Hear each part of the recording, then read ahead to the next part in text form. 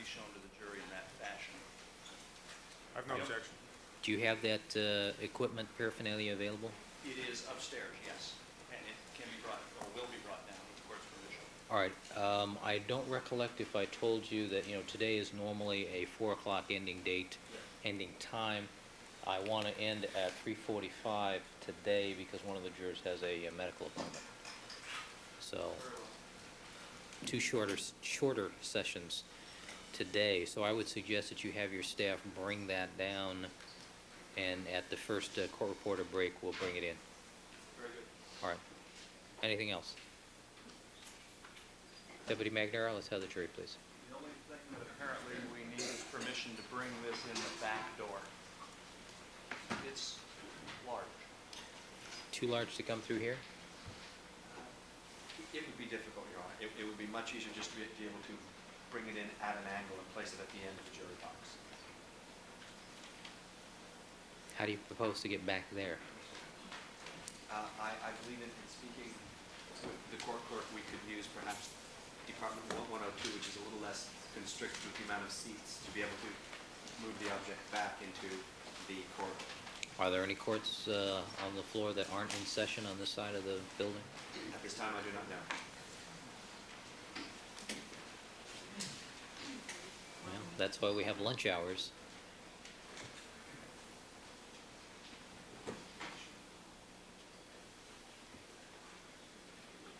We can bring it down right now, Your Honor. Okay, go get it. All right, Deputy Magnara, let's have the jurors, please.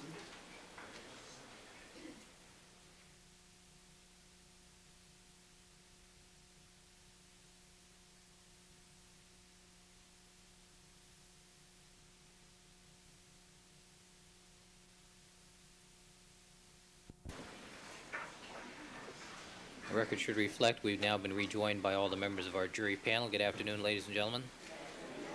Dr. Robin Cotton is again on the witness stand, still on direct examination by Mr. Clarke. Mr. Clarke, you may continue. Thank you, Your Honor. Good afternoon, ladies and gentlemen.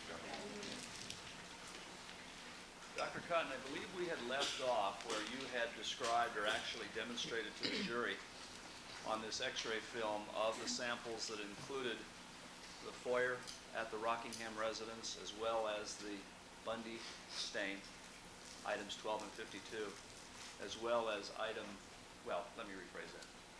You had described those two particular evidence items, is that That's right. With regard to the third item,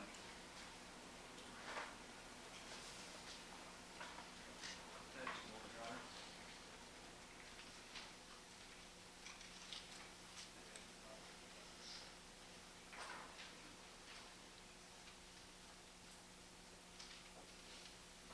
Your Honor, if I may return People's Exhibit 257A to the Elmo projection sheet Mr. Harris has graciously offered to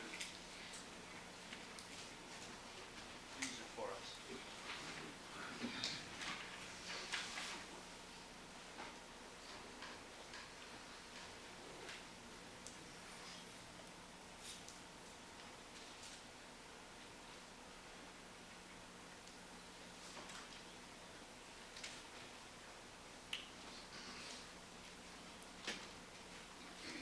All right, this is 257A1.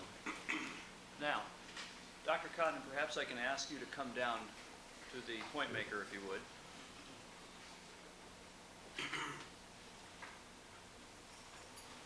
And you have already described the similarity in patterns between the two evidence items, the Bundy stain number 52 and the Rockingham foyer stain number 12, and the pattern of Mr. Simpson. Is that right? Yes. Is there another evidence item also on this particular autorad or x-ray? Yes. And what item is that? Number 78. And that's number 78, the stain for Mr. Goldman's boot. That's right. Now, would it be easier to go into these single locus probes or these x-ray autorads that describe one genetic marker at a time for items 52 and 12, or would it be easier to deal with item 78, the boot stain, now at the cocktail x-ray film? It would probably be easier, given that we're viewing this on the screen, to just go on to the individual films and then incorporate 78 in those, and then perhaps come back to this one. All right. Do you have these one probe at a time X-ray films for, again, this same set of samples? Yes. All right, then I'd ask Your Honor to have marked as next in order. Actually, I believe it's already been marked. 257B as in boy.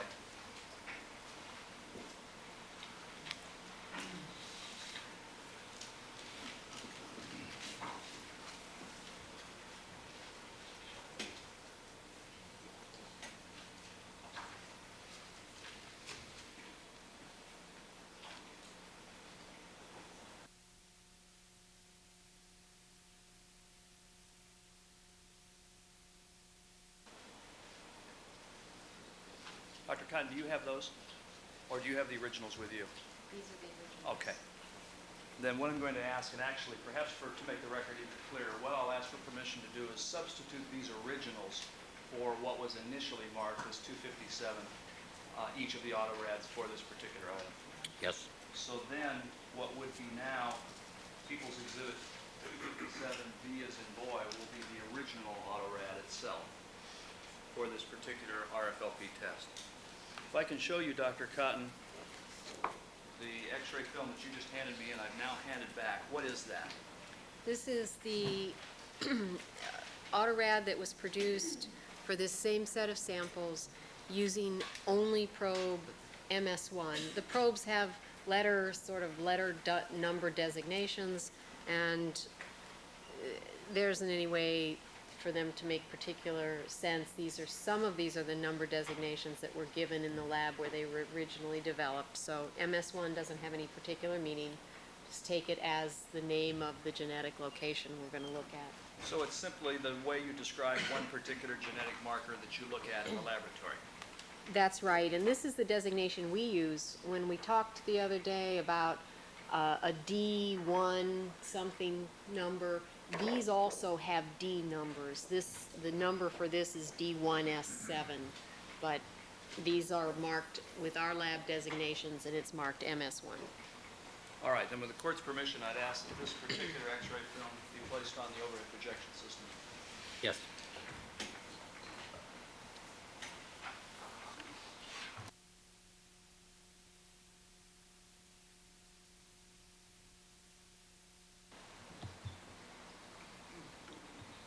Now, Dr. Cotton, referring to this particular X-ray,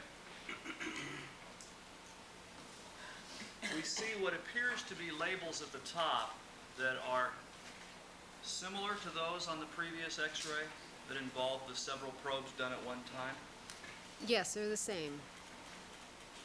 How do you produce an X-ray film from a particular membrane that you've already produced an earlier X-ray film from? Why isn't all the DNA on the first X-ray film? The DNA isn't ever on the X-ray film. The DNA stays on the membrane.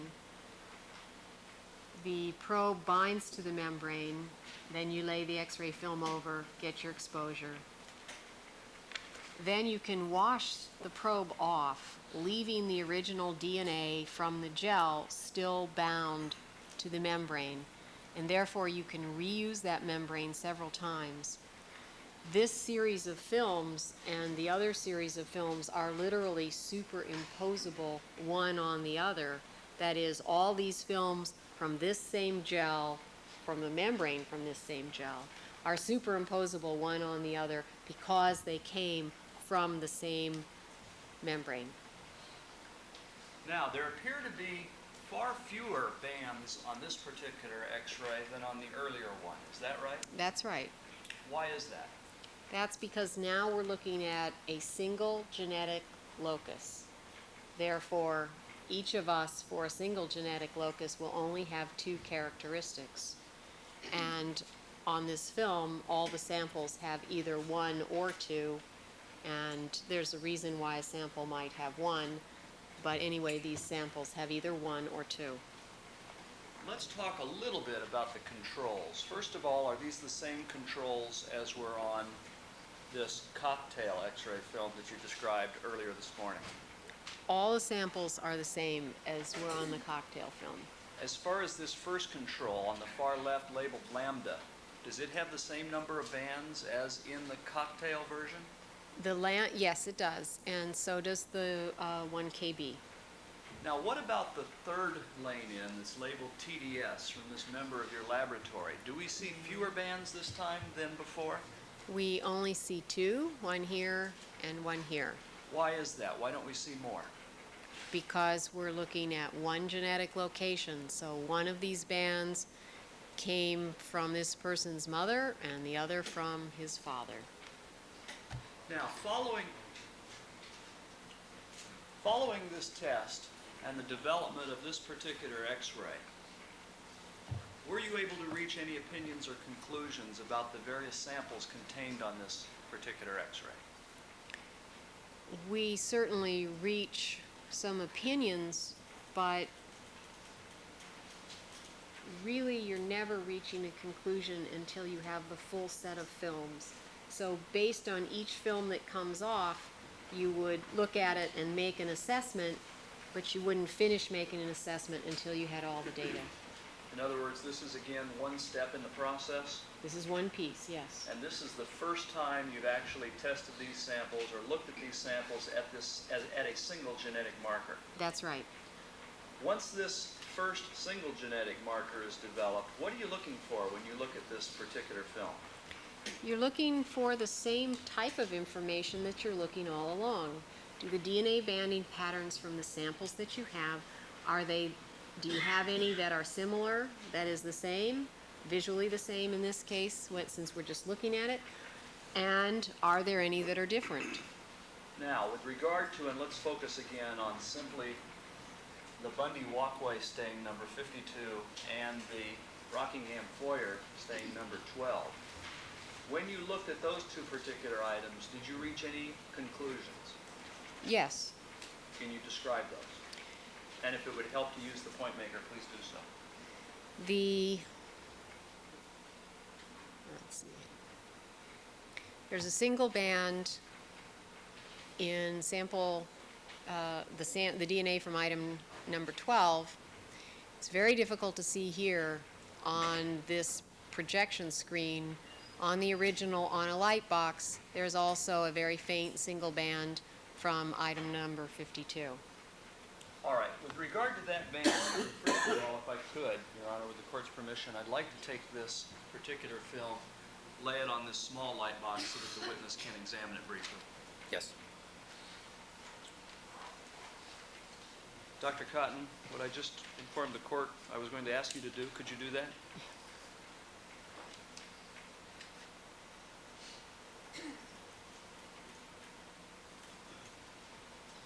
Have you had an opportunity to do that? Yes. And with regard to that one band that you just described,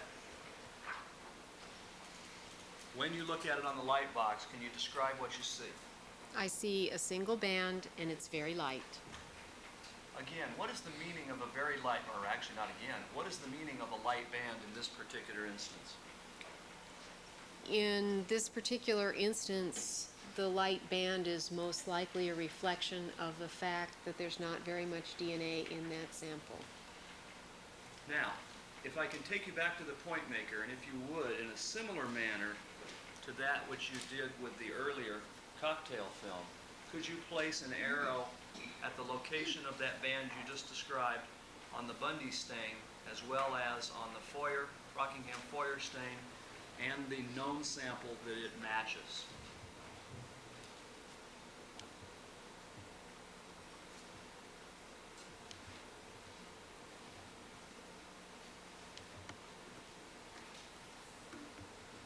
Now, Dr. Cotton, with regard to that particular set of arrows, first of all, do either of the two individuals who are on this particular film, that is Nicole Brown or Ronald Goldman, do either of their DNAs appear to match or be in a similar position to this stain, that is both the Bundy stain and the Foyer? Mr. Goldman has a band that's very close in position to the single band from Mr. Simpson. And however, he's distinguished, that is, they're not the same, because he has a second band about the middle of the gel. The sample from the foyer has no second band, and as far as we can determine, the sample from item 52 does not have a second band either. So based on this result alone, would Mr. Goldman be a possible donor of the DNA found in the Bundy and Foyer stains, or would he be excluded? Based on this result alone, I wouldn't, if this was the only thing I had to look at, I wouldn't want to make a determination based on this alone as to whether or not Mr. Goldman could have been a contributor to item 52. I wouldn't be completely satisfied that there might not be other bands in item 52 that I wasn't seeing, given the one that I can see is so light. So if I was only using this film, I would say, well, certainly Mr. Simpson is included and Mr. Goldman could be included as well, if this was the only data that I had. In this case, is this the only data that you have? No. What other data do you have? We have 4 other individual probes and the cocktail. What about Nicole Brown? Could she be a possible donor of the DNA in those 2 bloodstains? No. Why not? She has also 2 bands, one quite high up here, another one down here. They are not seen in the Foyer sample, and again, there's only one band seen in the Bundy sample. Nothing else is seen. There's no indication that she would be a contributor to that, although, again, if this were all you had, all you could say is, well, I have that one band in 52 and it doesn't belong to her. Okay, in this case, do you have in fact more data to be able to determine whether or not Nicole Brown could have been a donor of those 2 evidence items, those 2 bloodstains? Yes. And did you utilize that in making your ultimate conclusions in this case? Yes. Now, while we're on this particular autorad, what about children of Mr. Simpson and Nicole Brown?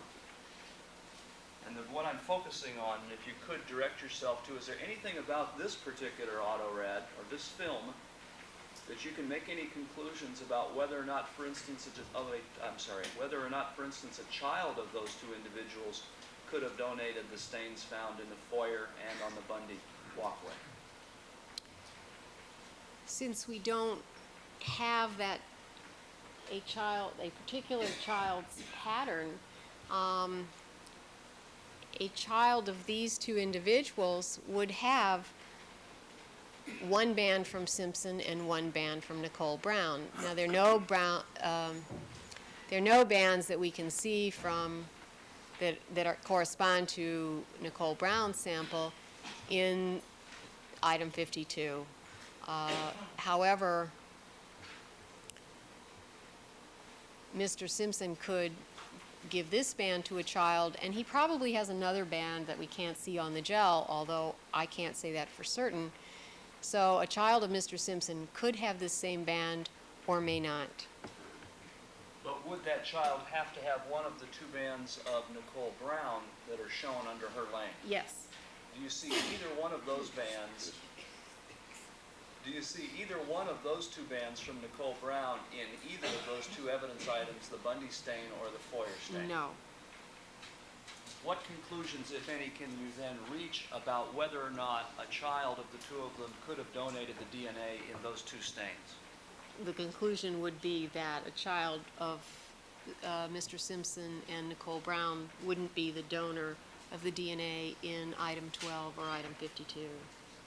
Now, with respect to this particular marker, and I believe you said it was called MS1, That's right. do you then perform this single genetic marker typing process at other individual locations on the DNA molecule? Yes. All right, what would be the next marker that would be used in an instance like this? There is no typical next one. We do them in whatever order is convenient for the staff who's doing the additions of probes to the membrane. So I order them in a particular sequence. We just have a sequence that we keep them in the lab, but it doesn't mean that's exactly the order that the films were produced. All right. What would be an appropriate marker to look at next then, whether it's the chronological order or the way that you interpret the results? Let's go on to MS-31, but we could determine what the chronological order was, but I don't know if this is the next one or not. It's what I would commonly look at next. You can do the dotted one next. That. Then, Your Honor, this would again be another original X-ray film that was initially marked 257C, that now would be our request to substitute the original for that copy. All right. This can be described, I believe, as, and perhaps Dr. Cotton, you can describe this, since I believe we'll see two separate films at this particular genetic marker. Could you describe this first one that will be 257C?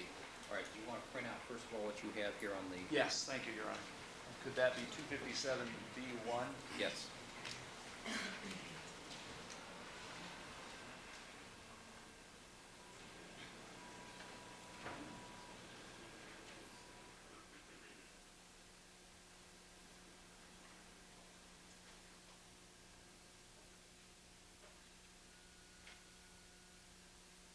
All right, Mr. Farrell, do you have that captured? All right, proceed. Dr. Cotton, with what will be People's Exhibit 257C, can you describe that, please? This is the first of two autorads that were produced with probe MS-31. And you'll see as soon as we put this up why we went to do another one, because this one didn't turn out very well. And also I see that it has a piece of Scotch tape left on it from when I put the labels on. All right, now you say Scotch tape from when Just- you put the labels Yeah, on? I used it to orient, to make them all level. Does the Scotch tape have anything to do with the production of the film, or you're looking at it and interpreting its results in the laboratory? No, it wasn't there when we looked at it, and we can take it off. It won't hurt anything. We can take it off later. I was just going to say, if we take it off now, will it in any way damage what's shown on the film Oh, itself? no. All right, then with the court's permission, may the witness remove the tape.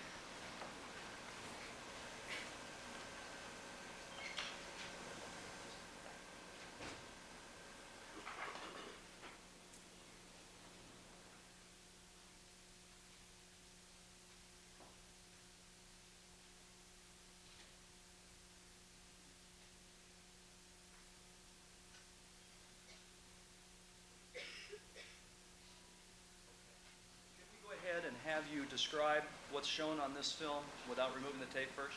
Yes, it's not going to get in the way of looking at it. Okay. I didn't think we want to leave it on there forever. Thank you.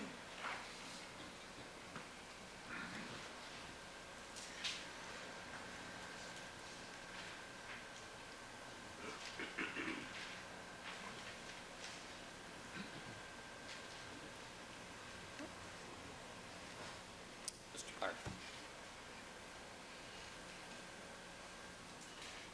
Now, Dr. Cotton, with respect to this particular film, 257C, what does this show?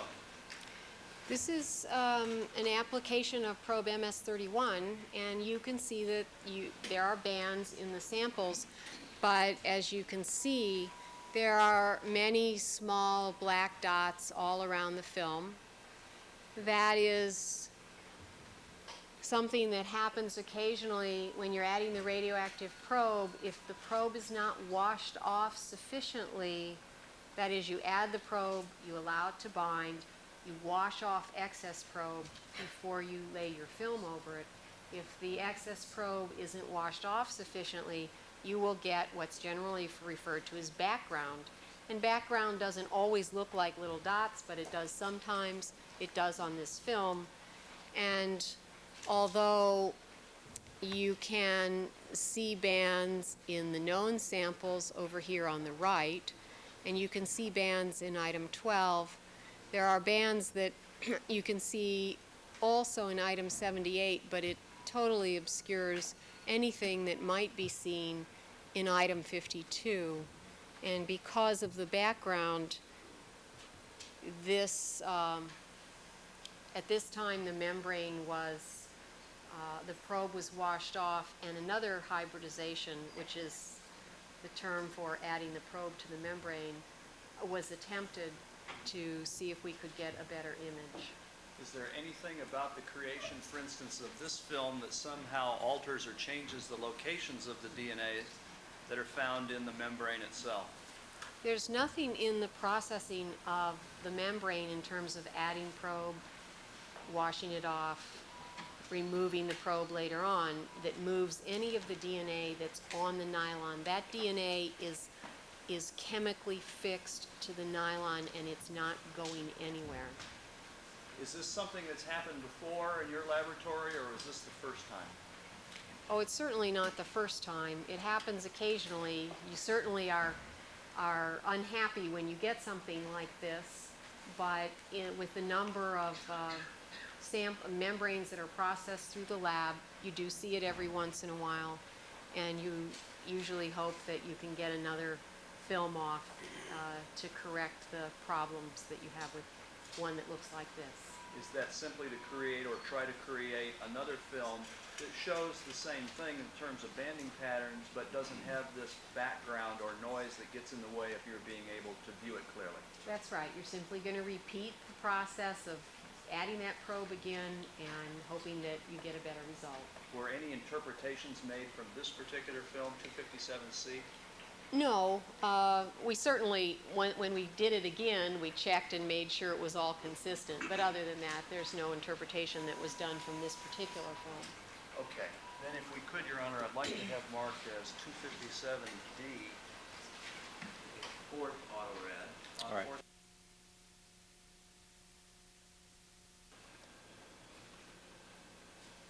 And showing you, Dr. Cotton, another film.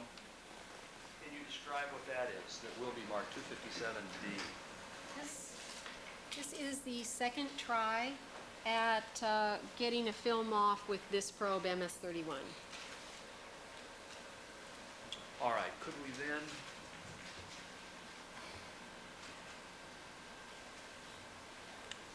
utilize that on the projection system so that you could tell us any conclusions or opinions that you made? Sure.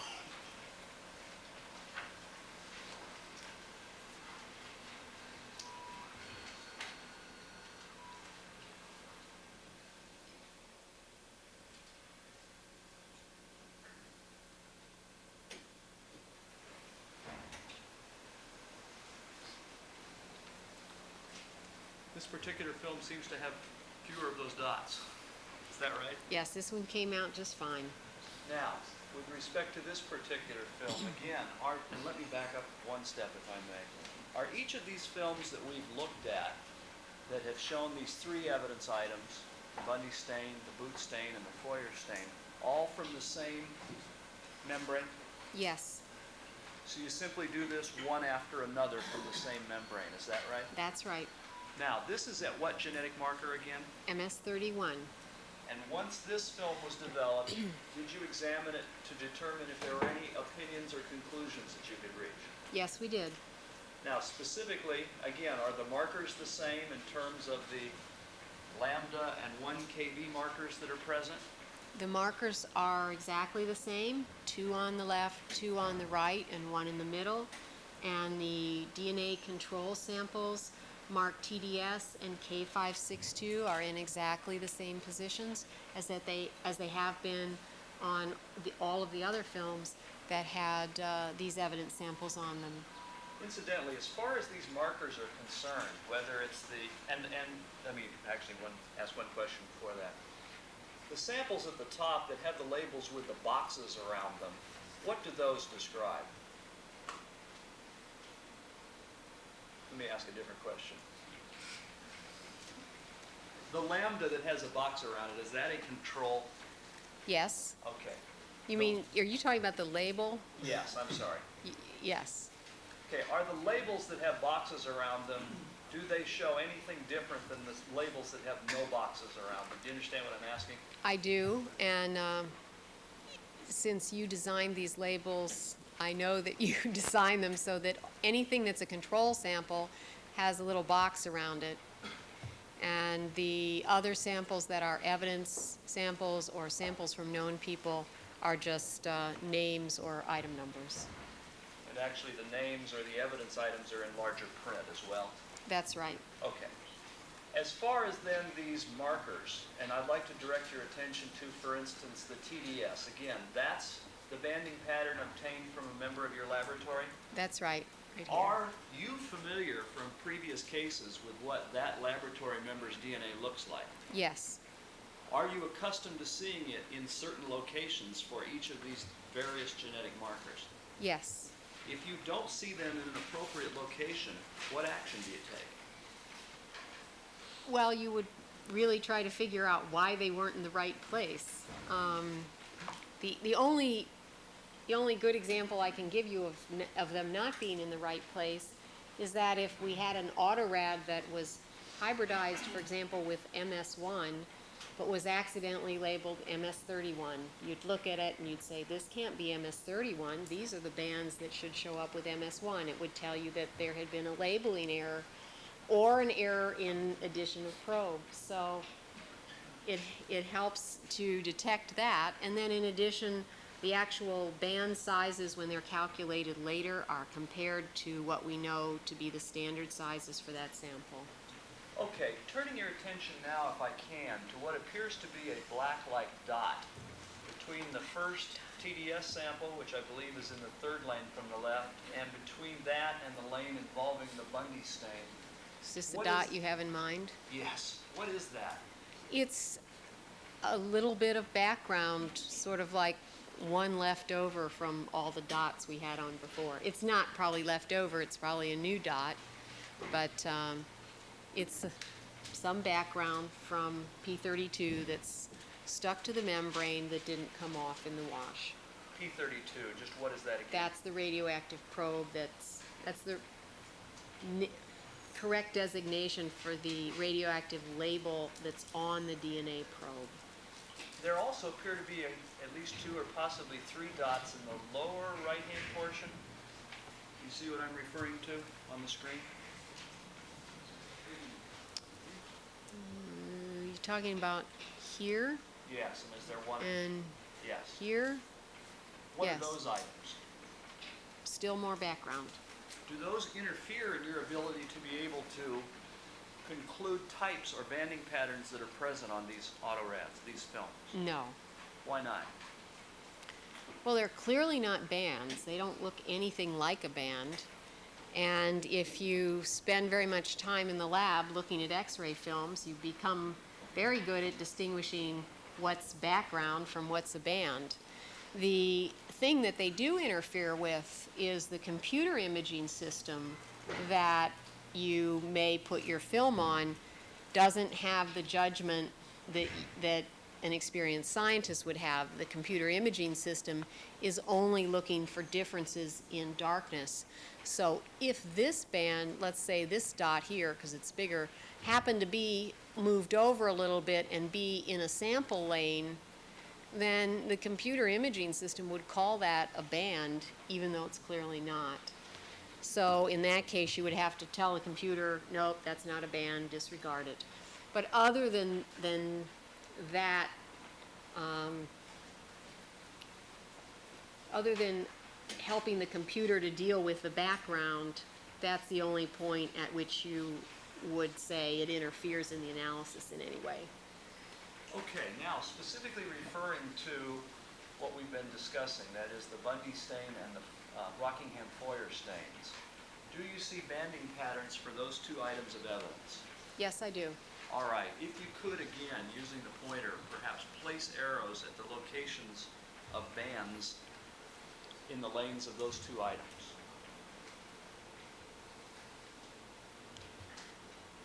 Let me undo that one.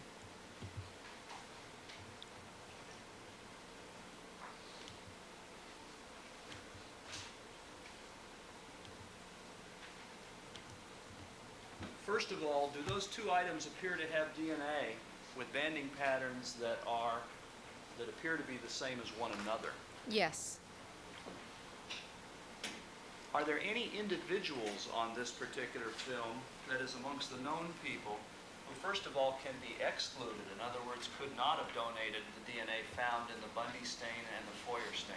Yes. Who? Nicole Brown would be excluded. Her bands are in a different position than the ones in item 52 or item 12. And Mr. Goldman has a single band for this probe. It happens to be in a similar position to one of the bands of Nicole Brown. But in any case, it is not in a similar position to either of the two bands from the Bundy scene or from item number 12. All right. What about the third remaining known sample, that of Mr. Simpson? Can he be excluded as a donor of the DNA in those two stains? No, he cannot. Why? Mr. Simpson has two bands which are certainly visually in a position the same as those in item 12 and item 52. All right. Could you place the two arrows in those same two bands' locations with respect to Mr. Simpson's DNA?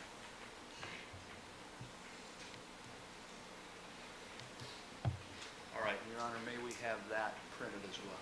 Yes. That'll be 257D1.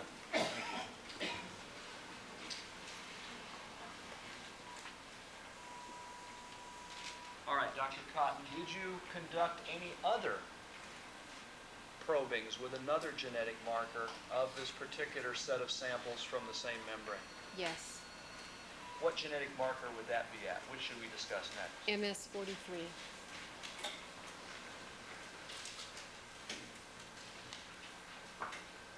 Your Honor, may this particular film be again substituted for the previously marked 257E? Yes. And Dr. Cotton, which marker was this? MS-43.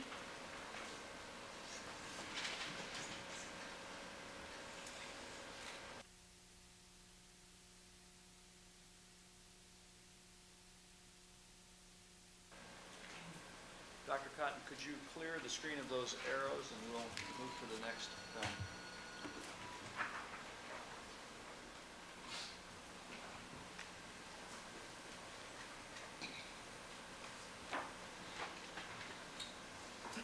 Give him this 5 to 7.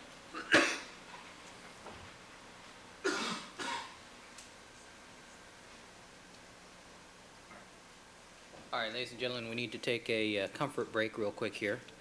And let me just add, this is going to be a long trial, as you know. Anytime any of you need to take a comfort break, just let the bailiffs know. All right, we can accommodate that. All right, we'll take a 5-minute comfort break. All right, she can remain down at the podium. All right, let the record reflect we've all been rejoined by our comfortable jurors, and let's resume. Mr. Thank Clarke. you, Your Honor. Dr. Cotton, and if we could proceed with the next genetic marker, and I believe you said that was MS-43. That's right. It should be People's Exhibit 257E. Now, again, is this simply another film from the same membrane that contains the various items that are labeled at the top? That's right. Now, as far as this particular film is concerned, and again, just quickly, as far as TDS, your known laboratory member, are his or her bands in the appropriate location from your past experience? Yes, it's his and they are. Now, with regard to, again, the Bundy stain number 52 and the Foyer stain number 12, can you use the arrows and describe their relative locations? I certainly can for 12.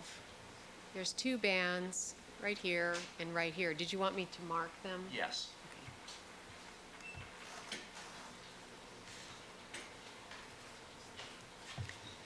And I'm going to stop you and we'll break this one down a little bit. Okay. As far as those particular bands, are there any individuals, that is either Mr. Simpson, Nicole Brown, or Ron Goldman, that can be excluded? In other words, can be eliminated as being donors of those two stains from the Foyer and the walkway, Bundy walkway? Yes. Okay. Who are those individual or individuals? Nicole Brown is excluded. Her bands are not in the same position and Ronald Goldman is excluded. His bands are not in the same position. Incidentally, just to make it clear, to exclude someone, do you need to be able to exclude them at each of these different genetic markers? Yes. As far as Mr. Simpson, is he excluded, or could he be a donor of the DNA in those two evidence stains? He is not excluded, so he could be a donor. Okay. I'll have you place the arrows on his banding patterns at this time, if you would. Now, let's turn to the Bundy stain, item number 52. First of all, on this projection screen, can you see any banding patterns from the sample at this genetic marker? Sort of see where they are, but you have to keep in mind that I've looked at the original many times. All right. So if I were looking at this and on the screen and hadn't seen it before, I doubt that I could pick out anything. Would it help you to look at the original in the light box up close? I did look at it before we put it up there, and on the light box, you can see two very faint bands. They are hard to pick out, and they are consistent with the bands in number 12, and they are consistent with the bands in Mr. Simpson. Now, with regard to these very faint bands as you've described them, how do you know those are banding patterns from DNA in that sample? How do you reach that conclusion when they're faint bands like that? Let me talk about this sample rather than try to make it a generality. All right. The best banding pattern we have from item 52 is that in the cocktail. And that was the first time that probes were added to the membrane, and it's typical that that's where you get your strongest signal or your darkest bands. Let me stop you for just a moment. The cocktail is that first film that has several bands for each of the samples That's right, instead of just one or two? instead of just one or two. All right, go ahead. The individual probes are used to both confirm the data in that cocktail and to identify which band in the cocktail was produced by which marker. So if the cocktail has in it probe MS1, MS31, MS43, and the last one that we haven't looked at in the cocktail, G3, then when you go back and use them one at a time, of the multiple bands in the cocktail, you can pick out which two were created by probe MS1, or one or two, which ones were created by MS31, and so on. Even if you go back and do each probe individually, as long as you get 3 out of the 4 and compare them back to the cocktail, you can deduce what the last 2 came from. So even if we were to see nothing on MS43, we still have therefore identified the MS43 bands on that cocktail. So the fact that these are very light, it would be nicer if they were not, but even if we didn't see them at all, there is a sufficient amount of data to go forward. Incidentally, when these films are reviewed, are you the only person that looks at these films to reach conclusions or opinions? Absolutely not. Who else looks at them? At a very minimum, the analyst who's done the work will review the films before I ever see them. In a case where there are light bands, it's very usual in the lab to then have 1 or 2 other people also look at the films to get their opinion as well in terms of, are these bands sufficiently distinct that we can use them in the analysis? Okay. What would then be, and perhaps we could have this printed, Your Honor, and marked as, The 257E1. thank you.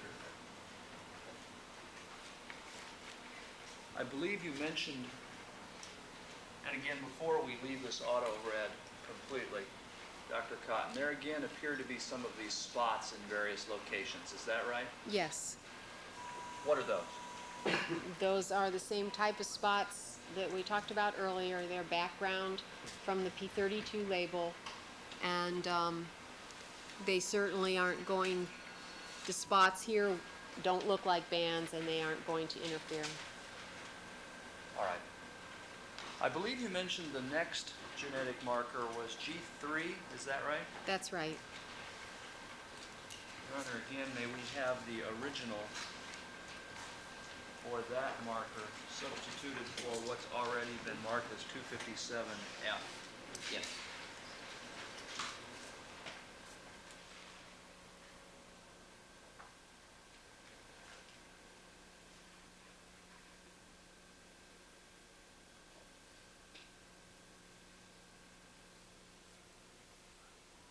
Dr. Cotton, showing you what will be marked 257F.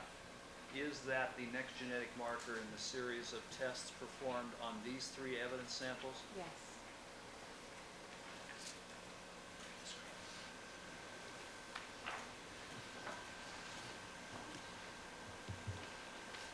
And if you could, Dr. Cotton, you're doing exactly what I was going to ask. Thanks. Now, showing you this particular film, and you've already described it as being at a, would this be a fourth genetic marker, G3? Yes. And would this be the fourth of the four markers that are part of what you referred to as that cocktail earlier? Yes. Now, in this sample again, and referring to the markers, including the sample for TDS, do the markers, or do they appear as though they perform properly? Yes, they all look fine. Actually, I'm not sure markers perform, but Well, do they show that the test was performed properly? the markers look just like they should, and there's no indication from them that there was any problem with the gel or the addition of probe. Now, referring you to, again, the evidence items, the Bundy stain and the Foyer stain, were banding patterns produced at this particular marker? Yes. And could you use the arrow to point out their locations? There are two bands in item 52. One is here, and the other one, which is also difficult to see on this screen, but is visible clearly on the film, is right here. Item number 12 from the Foyer has two bands, and I'm indicating those with the arrows. Now, what about the samples from Nicole Brown and Ron Goldman? Could they have been donors of the DNA found in those two stains? No, they could not. Why? Each of those patterns has two bands. You're referring to Mr. Goldman right now? Mr. Goldman and now Nicole Brown. And their bands are not in the same position. They're not consistent with the bands from item 52 or from the Foyer. Now, if I can take you down to the very bottom of Mr. Goldman's banding patterns, is that a band at the very bottom there? I need to look at the original to...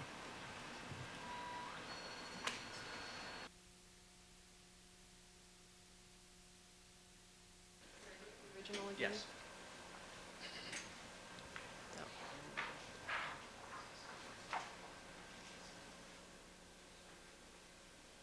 Yes, it is.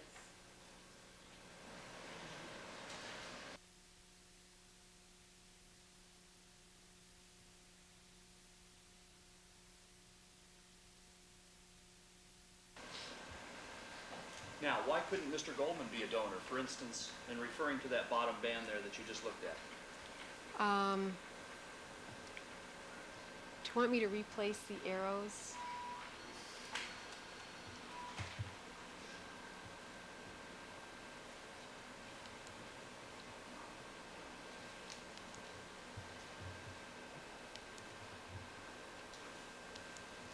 Mr. Goldman has a band that's quite small, and it almost lines up exactly with the very smallest band in the marker. When I say the band is small, what I really mean is the DNA fragment that made that band is not very long. I don't mean that the physical size of the band that you see there is small. That is, it's light, but it's about the same dimensions as all the other bands. The band in the item 12 and item 52, that's also towards the bottom of the gel, does not line up with this lower marker, and you can see is some distance above it. So, and then Mr. Goldman's other band, which is up here, does not line up with the upper band in the evidence samples. So he's clearly excluded from being a possible donor of the DNA in item 52 and item 12. What about Mr. Simpson? Mr. Simpson has two bands. They are in similar positions to the bands in item 52 and item 12. And could you place the arrows at the locations of his banding patterns? Now, Dr. Cotton, with regard to this process of more than one person reading these particular films as to banding patterns, did that happen in this case? I remember specifically that we had several people look at the bands in item 52. Why as to that particular item? Because that item doesn't have much DNA in it, the banding pattern is light, and I wanted, and Julie Cooper wanted, she was still at Cellmark at the time the original report was generated, and later on Paula, we wanted to make sure that we all had come to the same conclusion. Our objection as to what Julie Cooper said. Sustained. The answer is stricken, juries to disregard indication of what Julie Cooper said. With regard to the results in this case as to 52, the Bundy stain, was there agreement about the results? Objection. Sustained. Seriously.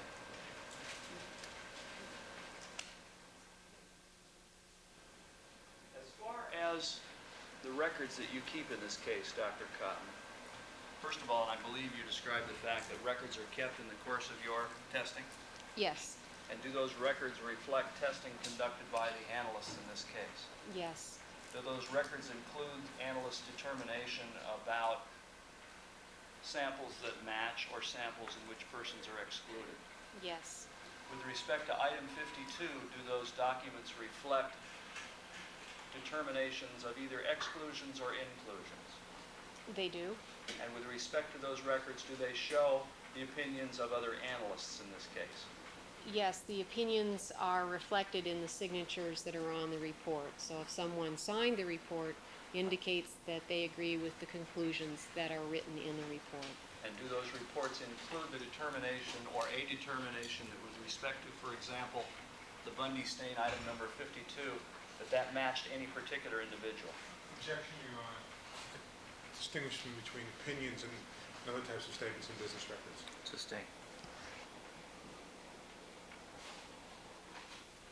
Dr. Cotton, in forming your conclusions in this case, do you consider the opinions of other experts in your laboratory? Yes, I do. Did that take place in this case? Yes, it did. Did that take place with respect to all of the conclusions about matching patterns, that is, individuals who may match a sample versus individuals who may be excluded as the donor of a sample? Yes.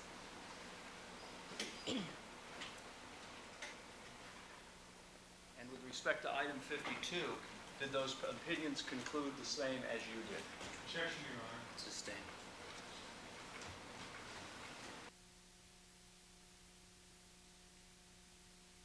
Certainly.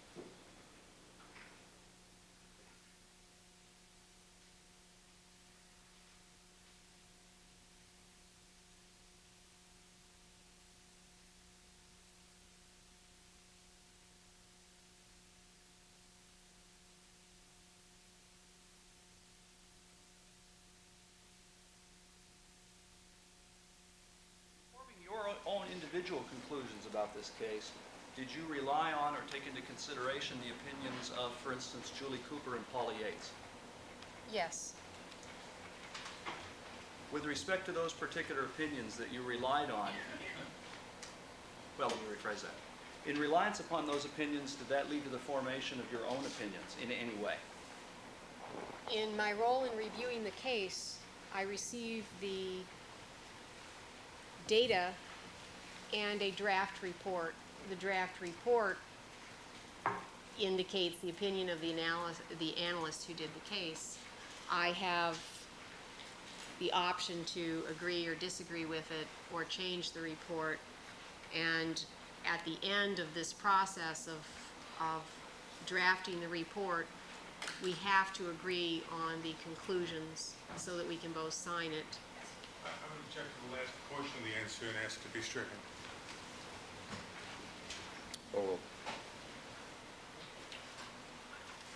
Now, with respect to those opinions, first of all, as far as these draft opinions, did you change them in terms of their conclusions from when they were drafted by one of the analysts? Objection is to the hearsay of the other analysts. I don't have exact recollection of whether I made any changes in the report. I know that I did not change the substance of the report, whether I made any grammatical changes or wording changes to be more precise, I can't remember. Did you make any changes in terms of conclusions about patterns or evidence items that matched known individuals? No, I did not.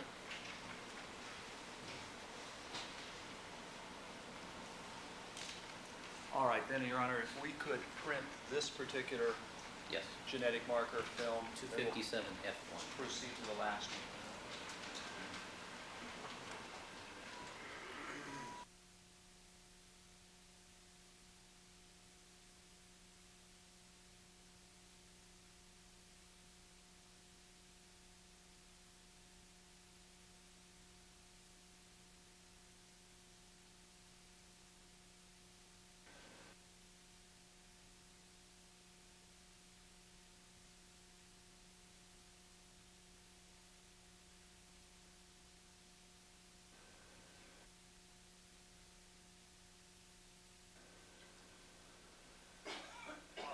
With respect to these individual markers, you've described the fact, Dr. Cotton, that this cocktail contains a combination of 4 markers, correct? That's right.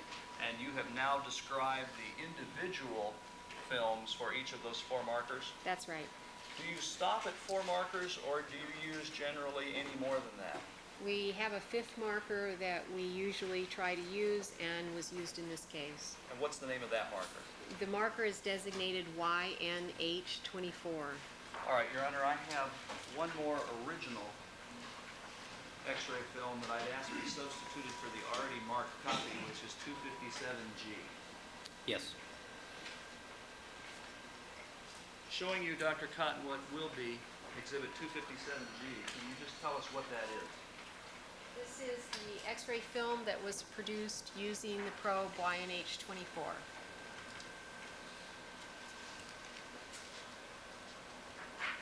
And if you Let's clear the telescope. If you could clear the arrows. Thank you. Now again, is your testing or your typing process at this genetic marker, which I believe you said was YNH24, taken from again the same membrane that each of the previous markers were tested from? Yes. As far as the controls, and without going into that in depth, do they appear appropriate as they should? Yes, they do. Now, referring to the evidence item, and if you can, again, focus on the Bundy stain number 52 and the stain from the Rockingham foyer, number 12. Let's start with number 12. Do you see banding patterns in that sample at this genetic marker? Yes. And if you would, please use the arrows again to describe those locations.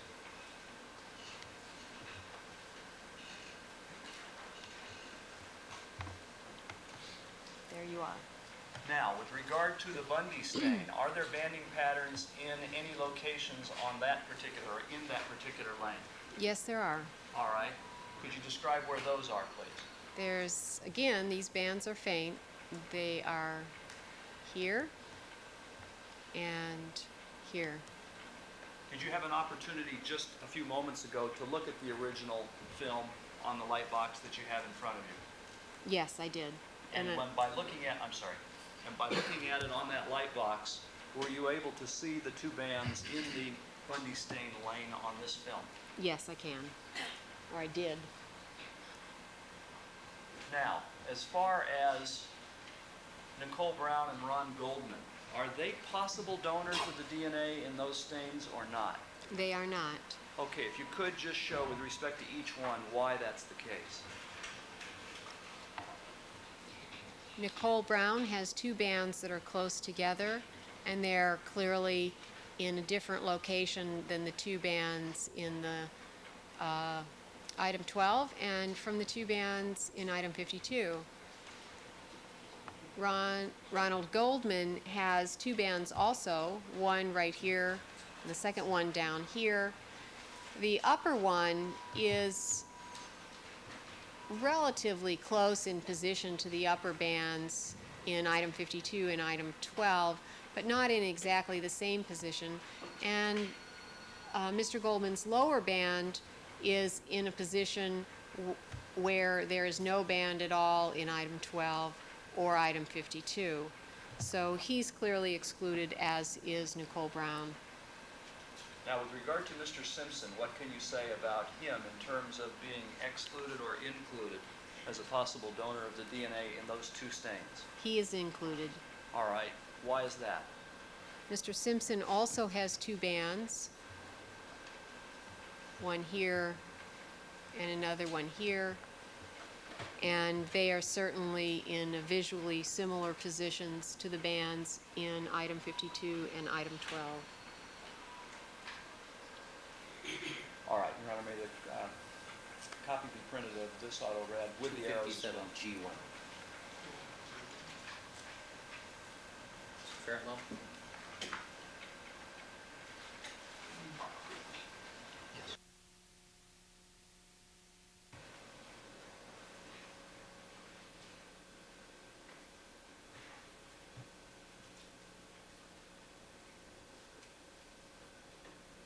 Dr. Cotton, with regard to, and let's start with item number 52, the Bundy stain. Is Mr. Simpson included or excluded as a donor of the DNA in that sample following your review of all of the x-rays regarding that particular sample? I would object as to the Bundy stain, and I would ask for just an instruction from the court. Just for You've made the objection, it's noted. Proceed. Mr. Simpson is included as a possible donor to that item. How do you base that opinion? Is there a short way you can describe that from what you've just reviewed with the jury? When you review the DNA bands from,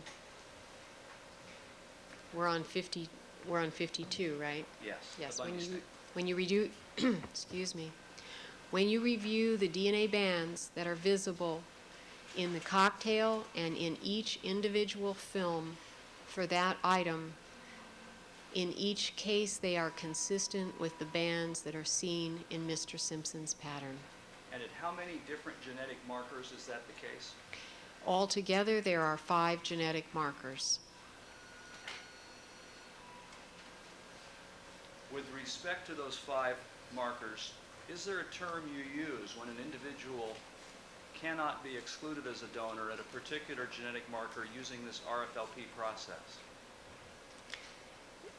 The term that you may be referring to is match, and that term implies that not only are the bands visually similar, but when analyzed on the computer imaging system and a DNA fragment size is calculated, that those sizes are also close enough together to confirm your visual interpretation that the patterns are very similar. So, in fact, when you go through that exercise, the bands in item 52 match the bands in Mr. Simpson. As far as looking at these patterns from these various films with your eye, did Mr. Simpson match item number 52, the Bundy stain? Yes. As far as this imaging process or the use of the computer that you described, did he match at these 5 genetic marker locations the DNA found in the Bundy stain? Yes. Now, turning your attention to the Foyer stain from the Rockingham Foyer, item number 12. Following your review of the material that you've just described in court, what statement, if any, can you make about Mr. Simpson and that particular stain? The DNA banding pattern from item number 12 in the Foyer matches the DNA banding pattern from Mr. Simpson. With respect to this computer, this imaging device, what conclusions were reached with regard to that stain in Mr. Simpson? Well, actually, what I just said was a compilation of both the visual assessment and the computer imaging data, and the two patterns do match. As far as the possibility that Ronald Goldman or Nicole Brown contributed either of those stains, what can you say? They definitely did not.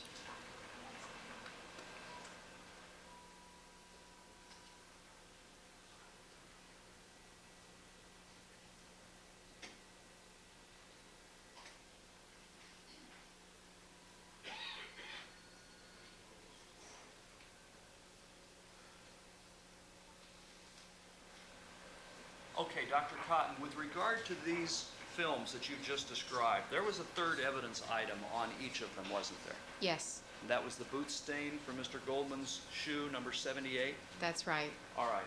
I'd like to, if you would, return to the podium and perhaps in a little shorter order with fewer questions, have you demonstrate the results of the testing of item number 78, the boot stain. Could you do that? Sure. Referring initially to Exhibit 257A, Your Honor. All right, Mr. Clarke, Mr. Neufeld, just for your information, I'm going to change court reporters at 2:30. Very well. Change court reporters at 2:30. You're going to go the whole thing? Okay.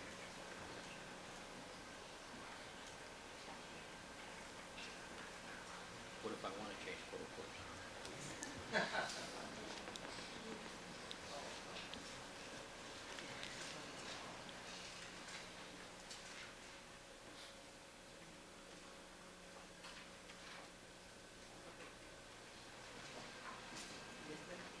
There will be a break.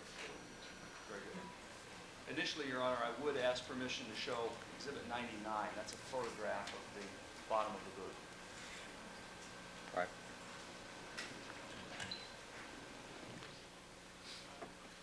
Let's clear the telestrator.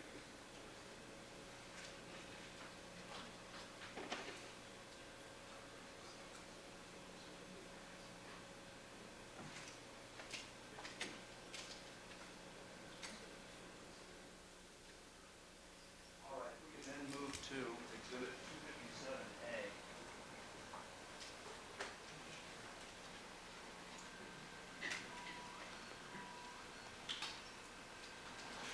Your Honor, I'm sorry, can you have a very brief sidebar on this particular issue before we go forward? All right, with court reporter. Thank you.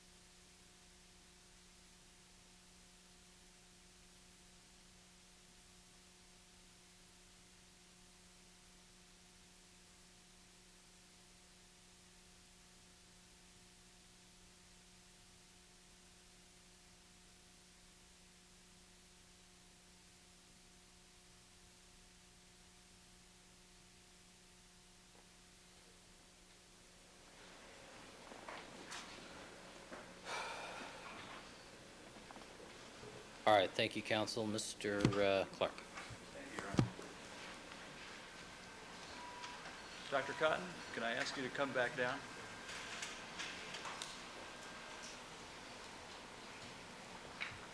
Now, first of all, Dr. Cotton, are these the same films that you've just looked at and testified about with regard to the Bundy stain as well as the Foyer stain?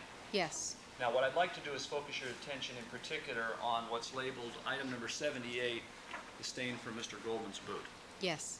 First of all, is this what you referred to earlier as the cocktail film or cocktail x-ray? Yes, it is. All right, this is 257A, correct? Yes. As far as banding patterns that are present for the boot, can you tell us about them? What do you see?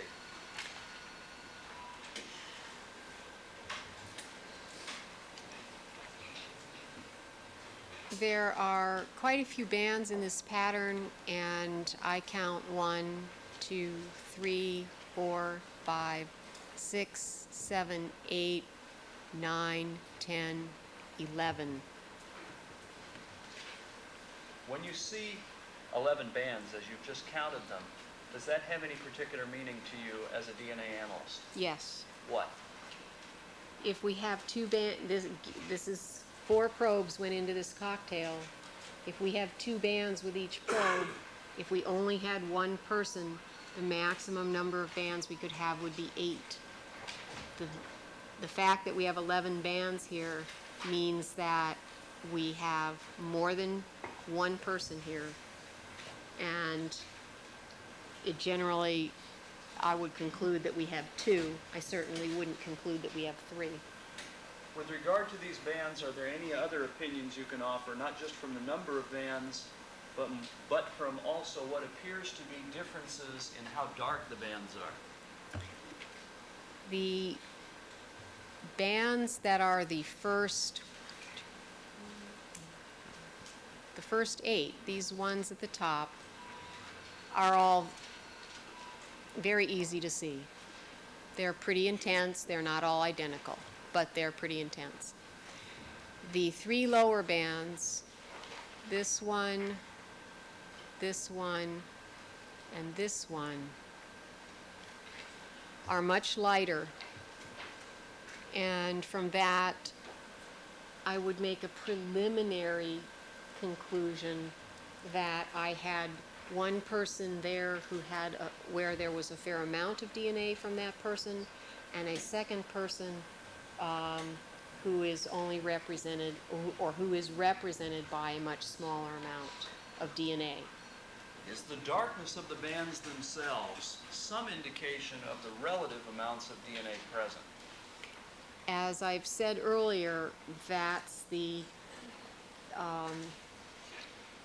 most useful and easiest way to think about bands being darker and lighter. There are a lot of technical things that can go into bands being darker and lighter, but of all the reasons why a band would be darker or lighter than another, the primary one is going to be how much DNA is present. Then there will be a whole series of secondary things that can affect the intensity as well. Following your review of the banding patterns for the boot stain, did you reach any preliminary or other conclusions about which, if any, of the 3 persons, Mr. Simpson, Nicole Brown, or Ron Goldman, that could or could not have been donors of the DNA from that boot stain? Yes, we did. All right, can you describe those, please? The initial conclusions that we made using just this film alone was that there was a DNA banding pattern, and that is the top 8 bands, that is consistent with the DNA banding pattern from Nicole Brown. And I know this is dark on the screen here, but she also has 8 bands in similar positions. All right, if you could, would you mark those locations but use a different colored arrow?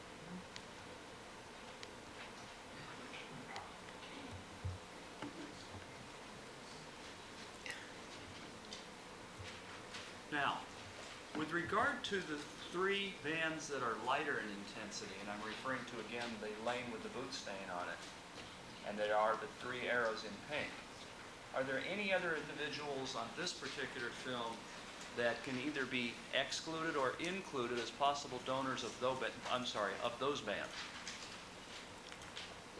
Mr. Simpson does not have, he has a band down here that may be in about the same position as this one.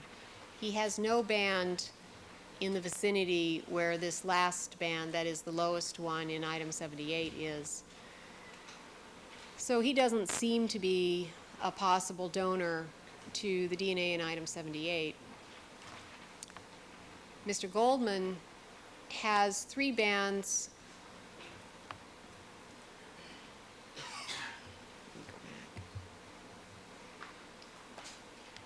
in his pattern, and that's not his whole pattern, but the three lower bands in his pattern seem to be consistent with these three light bands. And I wouldn't want to make any further conclusion about those three light bands other than they're consistent with him, but that's about all you can say. What about all of those bands in Mr. Goldman's sample that are above the three that you have marked where the three pink arrows are? Based on this film, we can't tell if any of those other bands,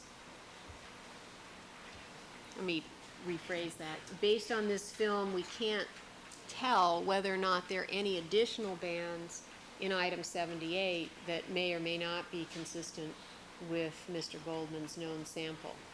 Now, turning your attention to what appears to be the lower or bottommost band on Mr. Goldman near the bottom of the film. Yes, Do you see that? I do. You're talking about this one Yes. right here? Yes. Is there any band in that location in the evidence sample itself, the boot stain? I don't recall that there is, but I'd like to look at the original to give you an answer. All right, I was just going to say that. Before we do that, could we have this particular, All right, let's move the exemplar arrow off the diagram, though, off the autorad. The, The current arrow, the live arrow, let's pull it off the oh, diagram. this one. Yeah, pull it off, okay. So there's no confusion. and Your Honor, could this be? This would be 257A2. Very good.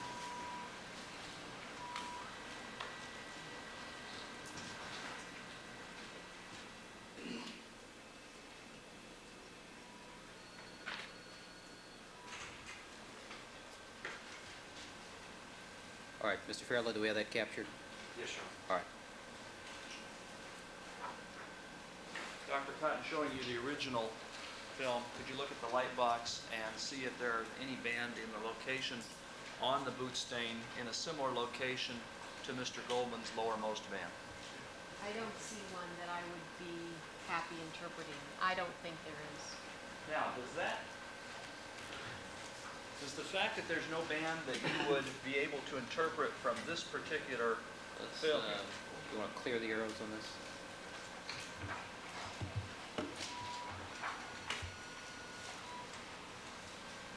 And again, if you could point out, Dr. Cotton, just the location that we're talking about.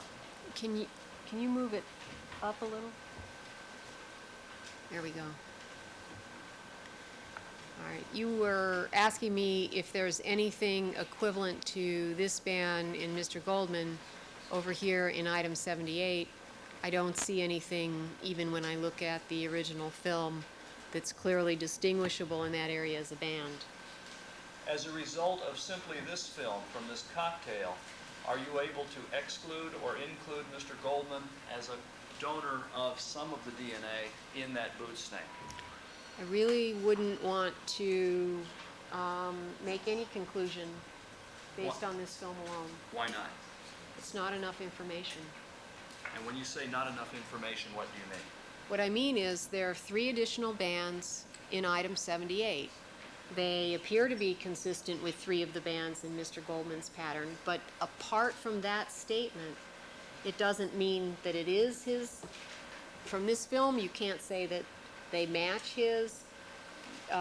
in terms of his whole pattern. You can't say that Mr. Goldman is definitely a contributor to item 78.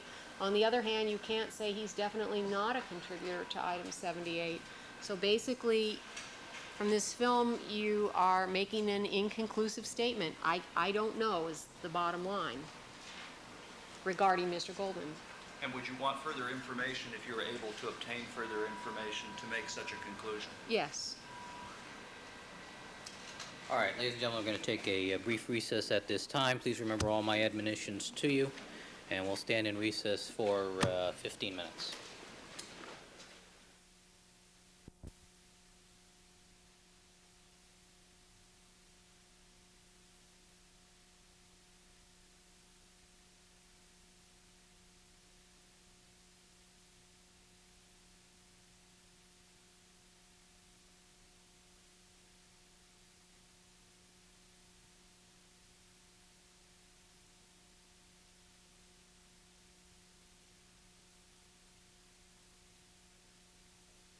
Please be seated. And Mr. Clarke, where would you like Dr. Cotton? I'm sorry? Where would you like Dr. Cotton? At the podium or at the... I think the podium is the next order, or the same order of business. All right, Dr. Cotton. Mr. Clarke. Thank you, Your Honor. Dr. Cotton, I'm going to ask you to take one more look at the first single genetic marker film that involved the probe MS1 that's already been marked as People's Exhibit 257B as in boy.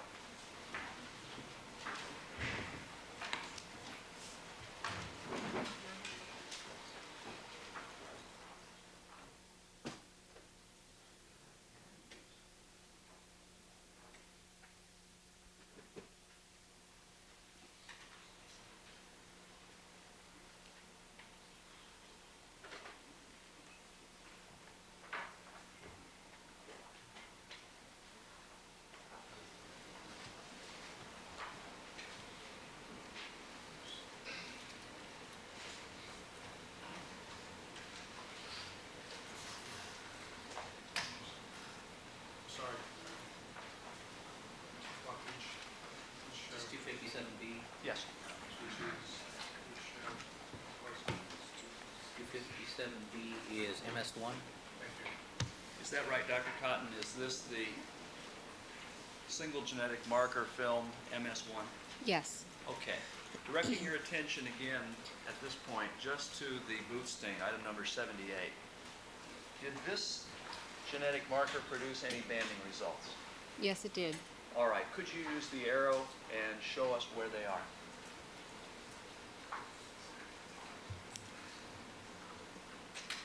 There's a band right here. Second one here. A third one here. There is a fourth one on the film, and I can't distinguish where it is on the screen. Now, on the film, I know from reviewing all of the data that it's consistent with the lower band in Mr. Goldman's pattern, but I don't really want to try to put an arrow to it on the screen because, frankly, I can't see it on the screen. Okay, let's break that up a little bit. When you say that there is a fourth band there, how do you know that? Well, I just refreshed my recollection by looking at the film before they put it on the Elmo, and I know from reviewing the data in the case folder that this pattern on this film was analyzed separately on the computer imaging system as well. And not only, I mean, I see a band there, as did the other person who did the work, but Objections, because it wasn't so. Sustained. That part is stricken. the computer imaging system also picks out 4 bands in this pattern. Now, let me ask you about that a little bit. When the computer imaging system picks out a band, but apparently that band was what? Would you call it faint, very weak, or what? It's faint. It's sort of odd because the other faint bands mean, for example, the faint band in item 52, even on the screen, I can pretty much pick out where it is. However, I can't do that on the screen for the fourth band in item 78, although it's not difficult to see on the film. And you're referring to what is not difficult to see on the film? The fourth band in item 78 that I have not tried to put an arrow to on the screen. All right. Now, just referring to the 3 arrows that you've placed under the boot stain number 78, can you make any statements about possible contributors of DNA from the 3 known samples from Mr. Simpson, Nicole Brown, and Ron Goldman? Yes. All right, would you describe that, please? Well, from this film alone, you couldn't exclude any of the 3. Now, by any of the 3, you're referring to Mr. Simpson, Nicole Brown, or Ron Goldman? Yes. Now, that opinion, or that statement that you can't exclude anyone, is that limited to just the information on this single genetic marker alone? That's limited. If you only had this as your information and you didn't have any other information, that's the conclusion I would come to based on this film by itself. By looking at all of the films that relate to this particular evidence item, is Mr. Simpson included or excluded? Based on all the films for this evidence item, he's excluded. So he's not a potential donor of the DNA that you were able to determine from the boot stain? That's right. Based on all of the data, he is not. Okay, turning then to the other 2 potential donors based on this test, or this single genetic marker, in particular Nicole Brown and Ron Goldman, can you describe for us what it is about them that makes them potential donors? The top band in item 78 and the lower band in item 78 that we can see here on the screen are consistent with the 2 bands in Nicole Brown. Let's see. Whoops.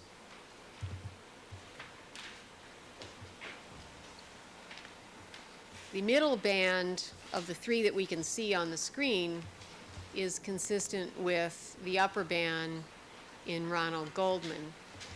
The band that I can't easily identify for you on the screen is in this vicinity down here, and based on all of the sizing data is consistent with this lower band, but I can't demonstrate it to you on the screen. Based on the results that you were able to determine from this single genetic marker film, as well as the cocktail that was immediately shown before this one, are there any conclusions, just up to the point of your having looked at these 2 films, about donors to the boot stain number 78? The conclusions based on the 2 would be essentially similar to the conclusions based on the 1. Nicole Brown is consistent with being a donor, and it's inconclusive at this point whether or not Ronald Goldman is a donor. What do you mean inconclusive? There's still not enough information to exclude him, and there's not really a sufficient amount of information to include him as a donor. Is this a situation in which you would, if possible, like to have more information? Yes. All right. If we would, if we could then print this particular Yes, let's take film. the live arrow and take it off the diagram. Dr. Cotton, can that one, take the 1 arrow Oh, I'm that's still sorry. alive, so to speak, and just move it up This to the one. top?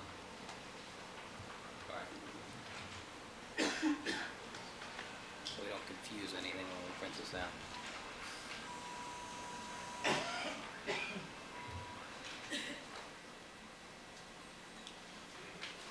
Referring you, if I could, Dr. Cotton, now to what's been previously marked Exhibit 257C.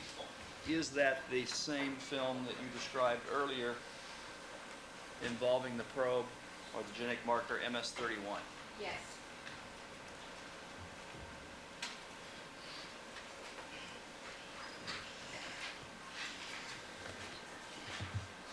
That item we just printed, Your Honor, would that be 257? B2. Thank you.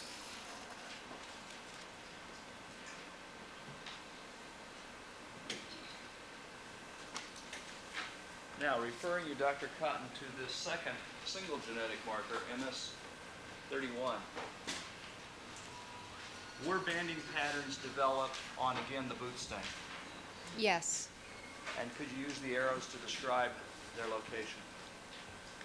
There are two bands using this probe, MS31, from the boot stain, and I'm marking them with the arrows.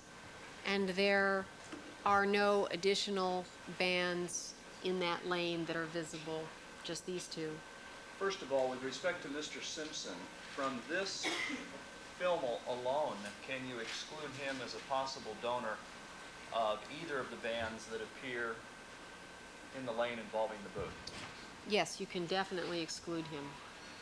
Does that mean then he is excluded in total from having donated any DNA on the boot stain? Yes. Now, what about the remaining two individuals, Nicole Brown and Ron Goldman? Well, neither of them are excluded. Nicole Brown has two bands that are, wait a minute. I have to do this. She has two bands, and they are in a similar position to the two bands that you see from item 78. Ronald Goldman has a single band with this probe. It is in virtually the same position as the single band, or the lower band in Nicole Brown's pattern. There is a band here in this position, but if there's any contribution in item 78 from a band that's consistent with Mr. Goldman, you couldn't tell because it overlaps with the two bands that are consistent with Nicole Brown. So this doesn't provide you any additional information as to whether there's anything else in 78 that's consistent with Mr. Goldman. You just couldn't tell from this information. All right, first of all, that one arrow that's pointed to the right, unlike the direction of the other three arrows, did you use that direction simply so that you wouldn't overlap the arrow over the band in Mr. Goldman's lane? That's right. So there's no meaning to the direction of the arrow, it's just a matter of No, convenience? that's right. It would have just covered up the band that I was about to talk about. Now, following the cocktail X-ray film, and then these now two individual genetic markers, as far as your preliminary conclusion as to Nicole Brown being a potential donor of the DNA on the boot stain, is that still true after this second marker? Yes, it is. Is it also still true that with respect to Mr. Goldman, the results are inconclusive? That's right. In other words, he may or may not have been a donor or a possible donor of that DNA. That's right. All right, did you then turn to, again, a third genetic marker done alone and by itself? Yes. Would that be MS43, or what was previously marked People's Exhibit 257E? Yes. D? E. E.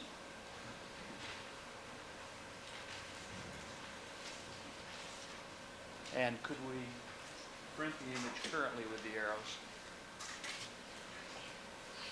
Which would be 257C. 2. I'm sorry, 257D2. The previous film was 257D that was shown. All right.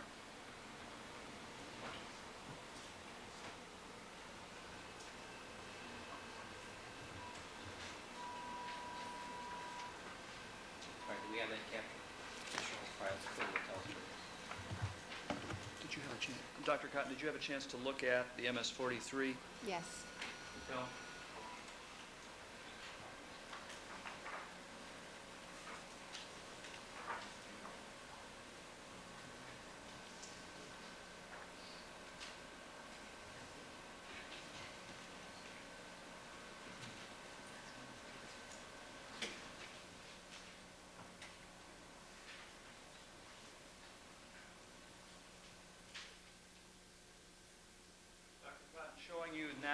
MS-43 genetic marker film. First of all, is there information or banding patterns provided by the boot stain number 78? Yes. And could you again use the arrows to indicate what banding patterns exist? It's 2 bands still in item 78, and I'm marking them with the arrows, and they are similar in position to the 2 bands from Nicole Brown. Now, first of all, as far as Mr. Simpson is concerned, is he excluded at this marker as well as a donor of DNA from the boot stain? Yes, he is. Turning to Nicole Brown, you've just indicated with 2 arrows bands that are in the same relative position as those for the boot stain. Yes. What about Mr. Goldman? There. I'm sorry, did one of your arrows on Nicole Brown cover one of Mr. Goldman's bands? Yes, do you want me to make it be the other way? If you could, just switch the direction like you did previously.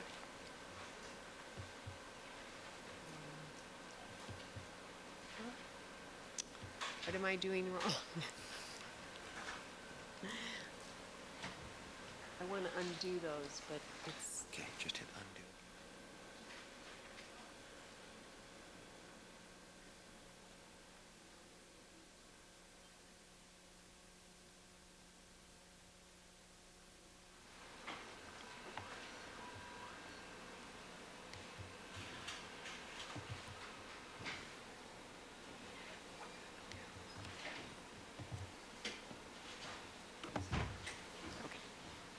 Now, as far as Mr. Goldman is concerned, are there banding patterns in his sample? Could you just describe where they are? He has 2 bands for this probe, and they are here and here. Now, what about the presence of any bands in any similar location in the boot stain itself? There really are not any other additional bands in the boot stain that can be clearly seen. So we don't have any additional information about whether he's included or excluded. Now, as a result of this genetic marker, is Nicole Brown still a possible donor of the DNA found on the boot stain? Yes. Is Mr. Goldman excluded now at this point or not? No. Why not? There haven't been, if you look in the boot stain and you look at the few bands that we've seen that are not consistent with Nicole Brown, they are consistent with Mr. Goldman. So, but they're not very many of them. So basically, you're not coming to any strong conclusion thus far. And would the results as far as he's concerned and this stain still remain inconclusive? Yes. Okay. Could we then print this? And could you take the arrow, Dr. Cotton, and move it up high? I believe that would be 257E2, Your Honor. 257E2. All right, that one's captured. Again, turning your attention to what's been previously marked 257F. Is that the film related to the marker G3 that you described earlier? Yes, it is. All right.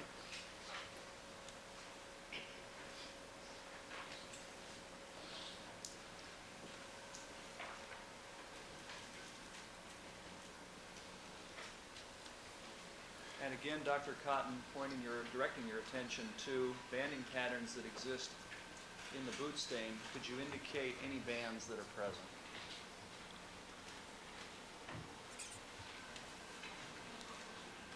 With this probe, and based on just looking at the film, there are 3 bands, 2 that are darker, and a single one that is quite light but is right here.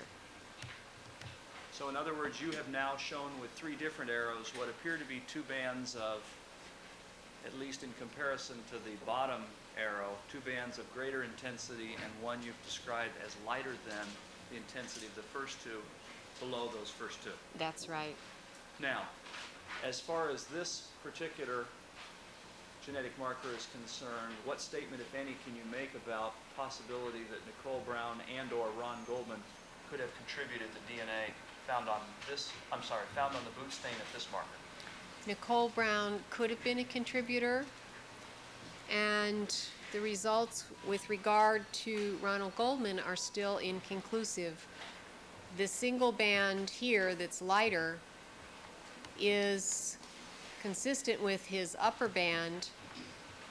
There is no lower band that we can see, and this secondary pattern, that is the light bands that we've seen all along, if there were a band down here, we may or may not be able to see it. So essentially, with regard to Ronald Goldman, the results are still inconclusive.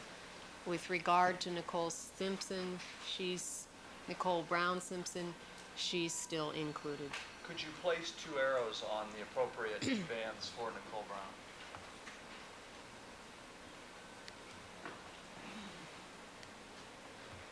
And could that be printed and marked, Your Honor, as 257 F2? So marked.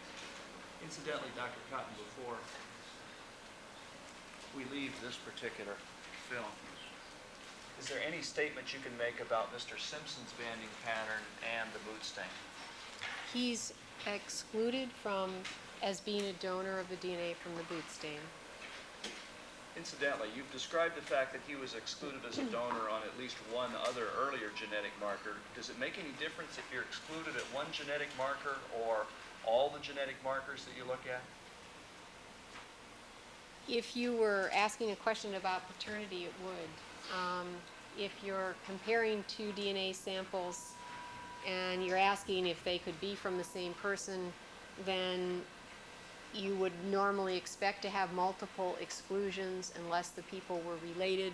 In this case, there are multiple exclusions, so there's no doubt that he's excluded as being a donor to the DNA in item 78. All right, and lastly, referring to the fifth genetic marker that you described with regard to the Bundy stain and Foyer stains, that is YNH24. Yes. Your Honor, referring to People's Exhibit 257G, I'd like to show that to the witness as well. Yes.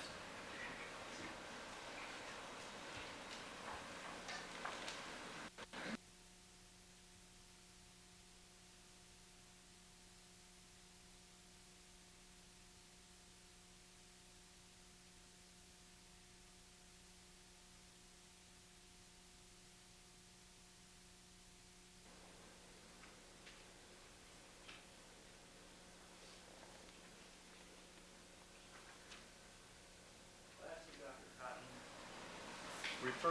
referring you to this last genetic marker, YNH24, are there any banding patterns on this X-ray film with regard to the boot stain? Yes. And could you use the arrows again and describe their location? There are two bands close together, and I'm marking them with the arrows. With regard to the individuals, that is, the three individuals, the known samples, can you make any statement, first of all, about Mr. Simpson as being a possible donor of the DNA on the boot stain? He is excluded. What about Nicole Brown? She is included. She has two bands also in a similar position to the ones in the boot stain. And could you use the arrows again to note their location, that is, in her sample? And then lastly, what about Mr. Goldman? There are no additional bands with this probe from the boot stain, so there's no information.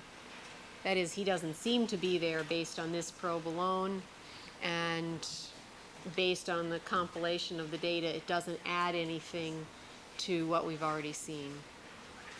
So with respect to Mr. Goldman, after having reviewed the cocktail X-ray as well as the 5 individual genetic marker locations, what statement can you ultimately make about Mr. Goldman and the stain material from the boot? Based on all of the information together, he cannot be definitively excluded, but he cannot be definitively included either. So the results regarding Mr. Goldman and item 78 are inconclusive. What about Nicole Brown and the DNA found in that stain from the boot? Based on all of the films, she is included based on the computer imaging data. The bands that are consistent with Nicole Brown in item 78 do match the bands in the known sample from Nicole Brown. From the 5 different, and actually, I'm sorry, let me ask that again, but if we could first, and if you would move that arrow up a little higher, and then we'll print this image. Your Honor, may this be marked 257G2? So marked. Dr. Cotton, actually, you could resume the witness stand, if you would.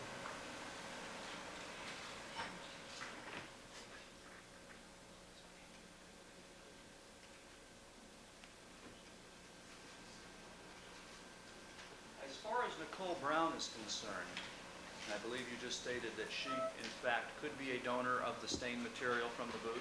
Yes. What's that based on? In other words, how many genetic markers and how many bands? 5 genetic markers and 10 bands. As far as Mr. Goldman is concerned, how many bands were you able to detect? Well, let me rephrase that. Other than the 10 bands from Nicole Brown, how many additional bands were you able to determine existed in this stain? Objection is to the term from, given the ruling before regarding mixtures. Sustained. Other than the 10 bands, well, let me ask you this Rephrase one. the question.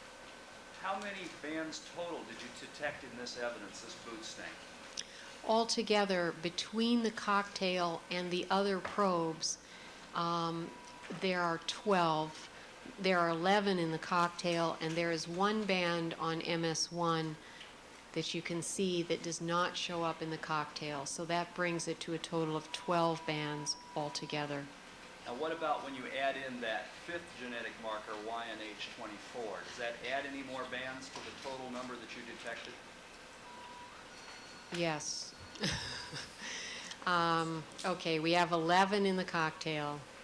We have an additional 1 in MS1 that you don't see in the cocktail. And then from YNH24, so that's 12. And from YNH24, we have 2 more, so that brings it to a total of 14.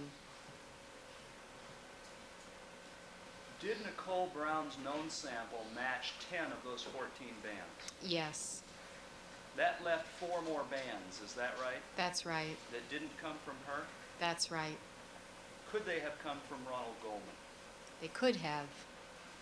But your results overall in evaluating the entire results as far as he is concerned are what?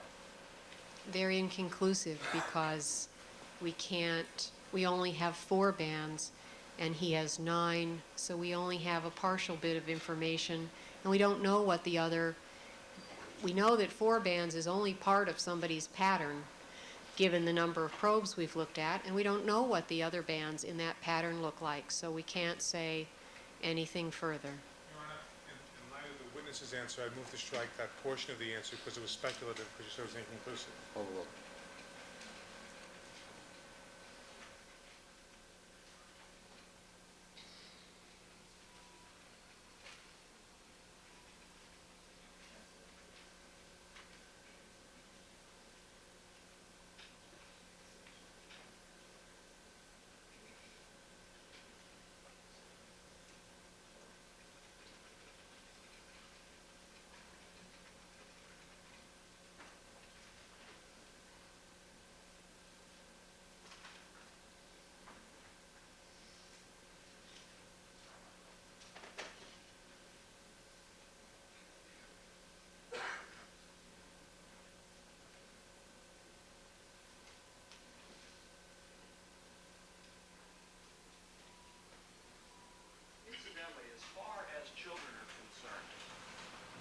let's take, for instance, either the Bundy stain item 52 or the Foyer stain item 12. Do you recall your testimony about those two items, Yes, and in particular the DNA?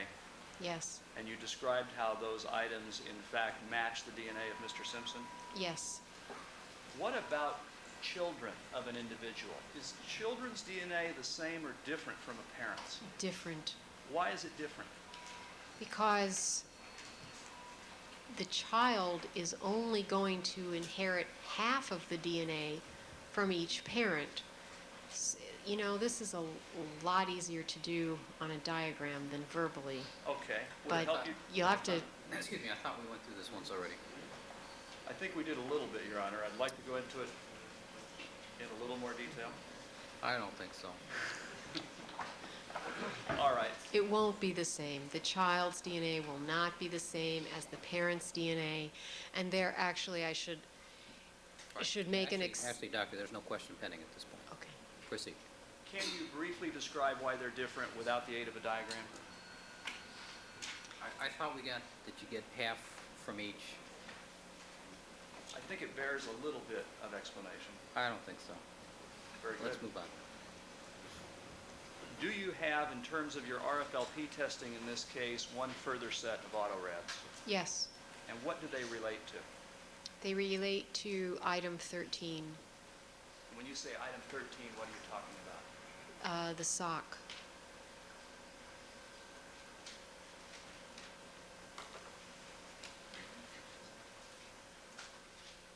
Your Honor, with the court's permission, I'd like to show just one of the photographs of the sock that's been previously marked as an exhibit.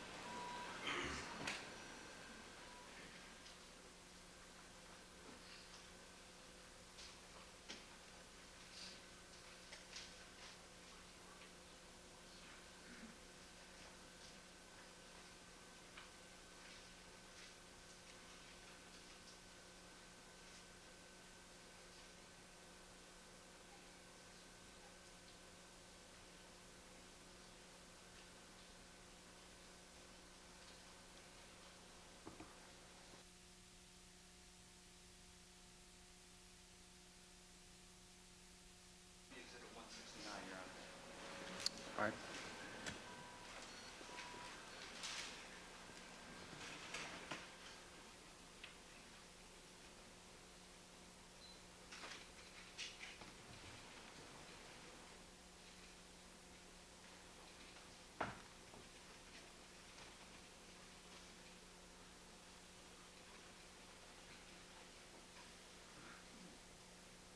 All right, Dr. Cotton, do you have with you the films from your testing of the sock? Yes, And could you hand them to me? And with the court's permission, we will have you describe the same process. First of all, is that the only evidence item on these particular films? yes, On these films, do they also include the same known samples from the three parties in this case? yes. All right, if you could, and I'm going to ask you to step down here.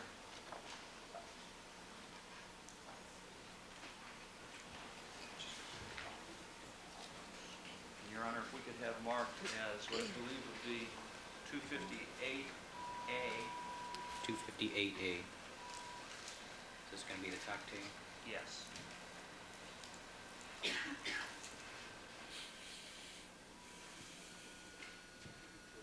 Dr. Cotton, showing you what will be marked People's Exhibit 258A. Can you just tell us what that is? This is the cocktail film.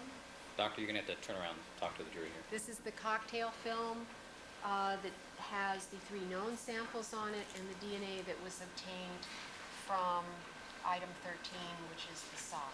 Mr. Clarke. Thank you.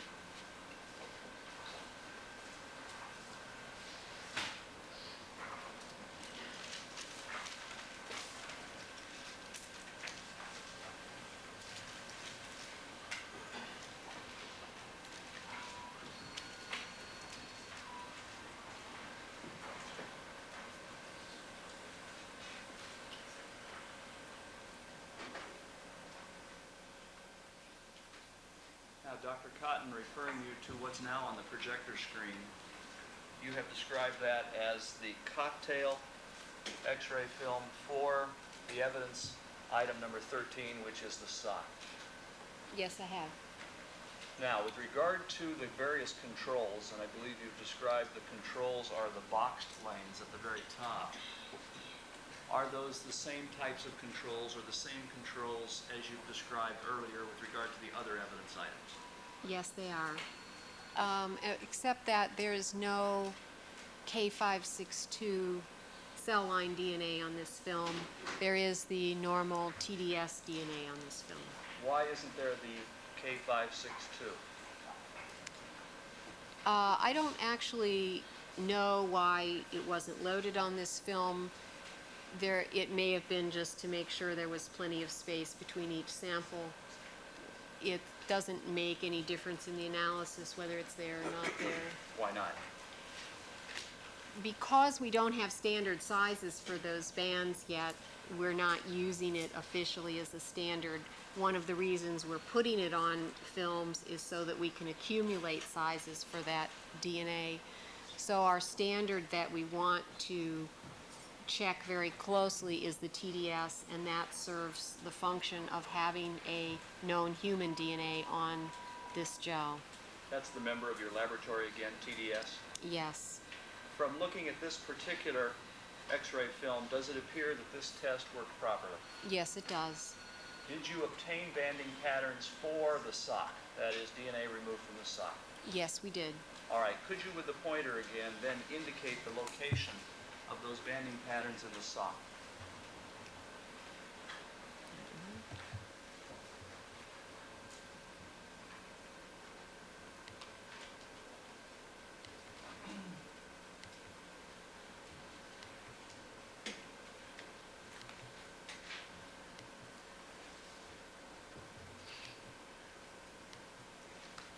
Now, you have indicated with 8 arrows what appear to be 8 bands, is that correct? That's right. It looks like there is one band and then a little lower 2 bands fairly close together, Yes, and then another band below that, and that would be this one. and one below that, Yes, and then what appear to be 3 bands fairly close together. yes. Now, can you examine the banding patterns from Nicole Brown, Ron Goldman, as well as Mr. Simpson? And first of all, can you tell us if any individuals on this particular film are excluded as possible donors of that DNA? Yes, there are individuals on the film that are excluded. Okay, let's start with that. Mr. Simpson's known sample is in this lane, and he is excluded. The bands in the sock do not line up with the bands in Mr. Simpson's pattern. There's also one down here.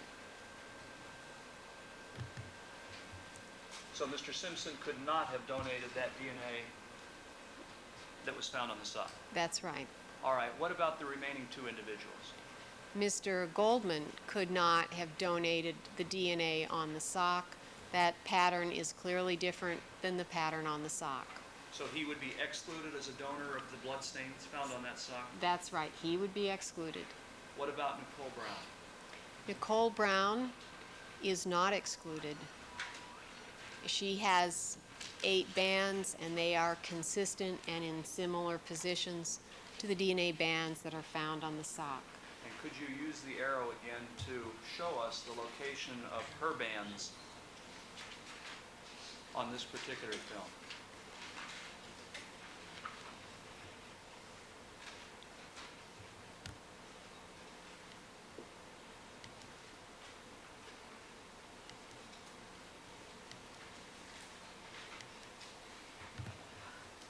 Now, if you would, just move the pointer on up to the top.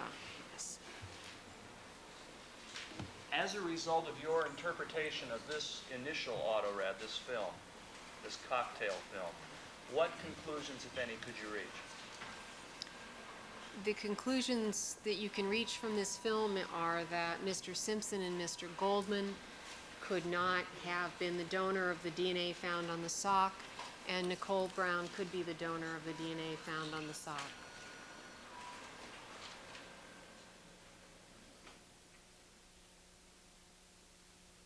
As far as the material that you received in the laboratory, and I'm referring to number 13, the sock. What did you actually receive? We received DNA that had been extracted by the laboratory for the California Department of Justice. What form did you receive it in? It was in a liquid form. So you didn't receive the sock itself? No, we didn't. All right.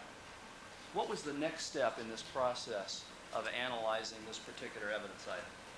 The next step is the same as the set of films we saw before, and that is to go through with each probe one at a time and identify the bands that are seen individually with each probe. Would again MS1 be an appropriate place to begin? Sure. The single genetic marker? Sure.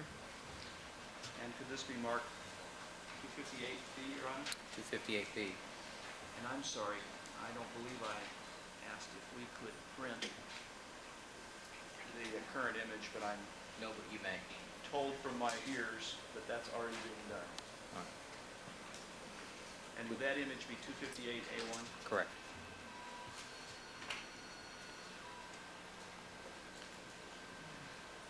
With regard, and before we do that, while this is still on the screen, Dr. Cotton, as far as these 8 bands that are in the sock DNA itself, do they match the 8 bands from Nicole Brown? Yes, they do. Now, turning your attention, if I can, to what will be Exhibit 258B, could you examine that particular X-ray? And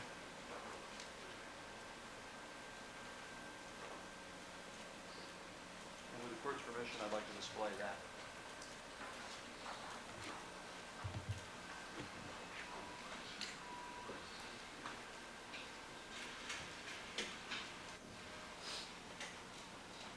Dr. Cotton, referring you to 258B, that X-ray film is from your testing at what genetic marker? MS1. All right, and did it produce banding patterns for the DNA from the sock? Yes, it did. Could you indicate with the arrow the locations of those bands?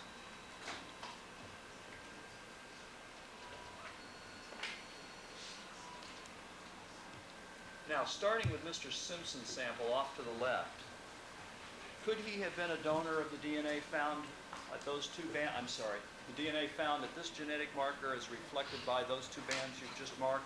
No, Or is he excluded? He's excluded. What about Ron Goldman?